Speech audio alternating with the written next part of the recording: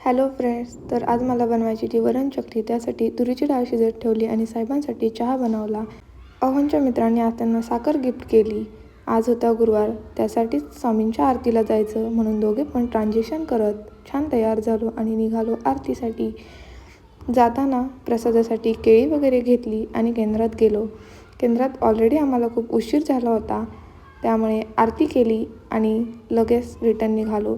आल्यावरती घरातील देवांची देवपूजा केली, दिवा वगैरे लावला आणि स्वयंपाकाला सुरुवात केली. वरणाला फोडणी द्यायची होती, त्यामुळं पातेल्यात तेल टाकलं. जिरी, मोहरी, हिरवी मिरची आणि लसूणचे पेस्ट टाकून छान परतून घेतलं.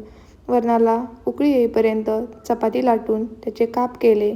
वरणाला उकळी आल्यानंतर ते काप वरणामध्ये सोडले आणि छान शिजवून दिले.